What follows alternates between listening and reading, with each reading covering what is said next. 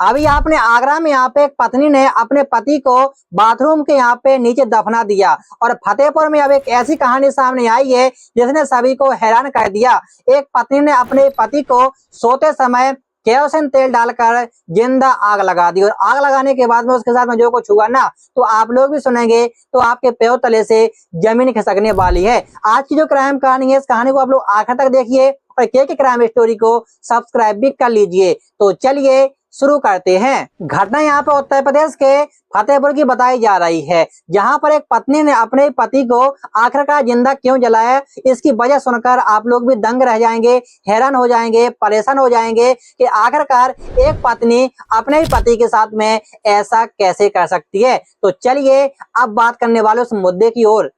आरोपी का नाम यहाँ पे प्रीति और पे विनीता होता है और इसकी 16 साल पहले यहाँ पे अवधेश और पे पवन के साथ में शादी होती है। दोनों का घर परिवार ठीक चल रहा था। शादी होने के बाद में दोनों अपने घर में यहाँ पे खुश रह रहे होते हैं। जो अवधेश होता है यहाँ पे मजदूरी का काम करता है और अपने परिवार को चलाने के लिए यहाँ पर दिन भर यहाँ पे मजदूरी करता है, ताकि घर के लोग ये ना कहे कि कुछ भी काम नहीं करता है। लेकिन अचानक से यहाँ पे जो घर में एक कलह होता है, क्योंकि 16 साल पहले दोनों की शादी हुई थी और दोनों की यहाँ पर कोई भी संतान नहीं थी। दोनों के घर में यहाँ पे अक्सर यहाँ पे लड़ाई झगड़े होते रहते थे। और जो यहाँ पे पवन होता है, बताया जा रहा है कि यहाँ पे वो दारू पीता था और यहाँ पे आप लोग जानते हैं कि दारू पीने वाले इंसान के साथ में कितना बुरा होता है। आखिरकार हम बात करने वाले हैं, प्रीति यहाँ पे घर में हाउसवाइफ थी जो कि अपने घर परिवार को चला रही थी।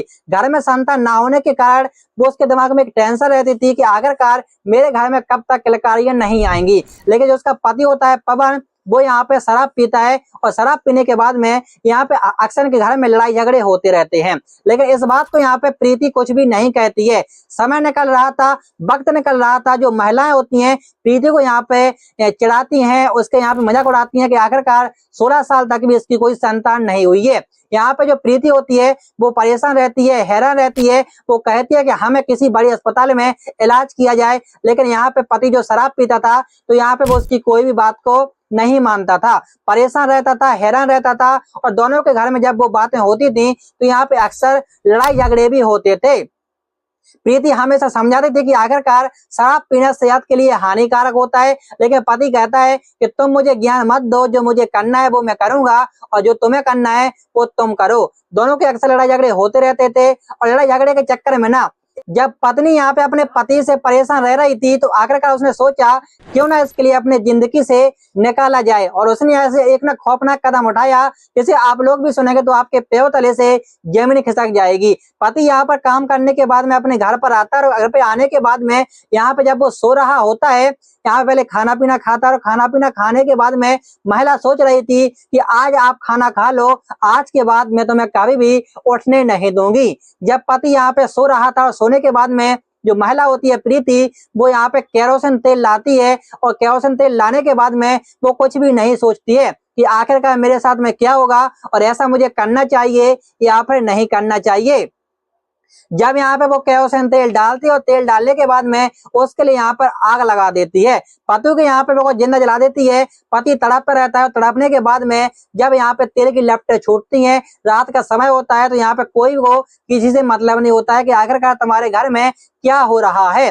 वो यहाँ पे तड़पता है और तड़पने के बाद में उसके यहाँ पे जान चली जाती है। पत्नी ने सोचा कि अगर किसी को पता चलेगा तो वो मेरे बारे में क्या सोचेंगे। उसने यहाँ पे एक ड्रामा किया और ड्रामा करने के बाद में वो यहाँ पर रात को चिल्लाने लगी। लेकिन यहाँ पे मौके पर पड़ोसी भी आए। उसने कहा कि अचानक से आग लग गई और आग लगने के बाद में जो मेरा पति है वो यहाँ पे जल गया है और जलने के बाद में आप लोग वो देखो उसे कुछ तो हो तो नहीं गया है। जब उसने देखा कि यहाँ पे वो मृतक होता है पवन, उसकी यहाँ पे मौके पर ही मौत हो जाती है। यहाँ पे जो पड़ोसी होते हैं, पड़ोसियों के दम पर उसको यहाँ पे 108 एम्बुलेंस बुलाई जाती है और यहाँ पे एम्बुलेंस के दम पर अस्पताल उसको ले जाया जाता है। जब यहाँ पे अस्पताल में जाने के बाद में डॉक्टर इसका परीक्षण करते हैं, इलाज करते हैं, तो यहाँ पे वो कहते हैं कि आखिरकार पवन ने अपनी दम तोड़ दी है। यहाँ पे उसको देखकर जो महिला होती है प्रीति, वो यहाँ पे बिलखती है, रोती है। अब आप लोग समझो, जिसने जिंदा जलाया हो और यही यहाँ पे अपने पति का अपनी आंखों से मौत का तमाशा देख रही थी, तो यहाँ पे वो खुश हो रही थी कि आखिरकार आज मेरे जो जिंदगी का जो कांटा था वो निकल गया है। यहाँ पर जो पुलिस इसको शव में कब्जे में लेती है। कब्जे में लेने के बाद में पोस्टमार्टम हाउस जाती है तो यहाँ पे पता चलता है कि आखिरकार इसकी मौत अपने आप लगी आग नहीं है, इस पे यहाँ पे किसी ने तेल डाला है। और तेल किसने डाला है? उसकी पत्नी प्रीति ने डाला था। और तेल डालने के बाद में उसको जिंदा जला दिया गया है। इस कहानी को सुनने के बाद में ना, जब पुलिस ने भी इस कहानी को सुना, पहले ये ड्रामा करती रही, पुलिस को यहाँ पे बहकाती रही, लेकिन कहते हैं ना कि पुलिस यहाँ पर एक छोटी सी चीज को वो समझ जाते हैं। तो जब पुलिस ने यहाँ पे सख्ती से कार्रवाई की तो 28 जून को इसका खुलासा हो गया और खुलासे में निकली कि हाँ, मैंने ही यहाँ पे इसके शराब पीने के तंग से इसे जिंदा जला दिया है। अब आप लोग सोचो कि आगरा में अभी बाथरूम में यहाँ पे टैंक में दफना दिया गया था, अब ये फतेहपुर में अपने ही पति को जिंदा जलाया गया है। आखिरकार इन घटनाओं ने ना जो महिलाओं के लिए एक रौद्र रूप धारण कर लिया है। इस तरह से यहाँ पे महिलाएं अपने पति के साथ में कुछ भी कर रही हैं, उनकी जान ले रही हैं। कोई मिक्सर में पीस रहा है तो कोई यहाँ पे कुकर में उबाल रहा है, कोई जिंदा काट रहा है तो कोई यहाँ पे खाई में उसको धकेल रहा है। लेकिन इस कहानी को सुनने के बाद में आपको एक समझ में आ गई होगी, सीख मिली होगी कि आप लोग शराब बिल्कुल भी ना पिए। अगर शराब पियोगे तो भैया आप लोग जिंदा जलाए जाओगे, लेकिन ऐसा कुछ भी नहीं है। मैं तो ये कहता हूँ भैया आप लोग ऐसी बिल्कुल भी ना करें। और आजकल की महिलाओं से और पुरुषों से यही कहना है कि इस तरह के कारनामे बिल्कुल भी ना करें। पहले के जमाने में ये राक्षस किया करते थे, और अगर आप राक्षस हो तभी तो ये काम करते हो। इस कहानी को सुनने के बाद में ना आपको एक सीख मिली होगी कि भैया शराब ना पिए, लड़ाई झगड़े ना करें, क्योंकि लड़ाई झगड़े और शराब पीने के बाद में नतीजे हमेशा खराब होते हैं। मिलते हैं एक और नई क्राइम कहानी के साथ में। सब्सक्राइब करके रखिए के क्राइम स्टोरी को। हर दिन रोज एक नई कहानी मिलती है, कुछ सिखाती है और आपको सीखने का मौका मिलता है। धन्यवाद।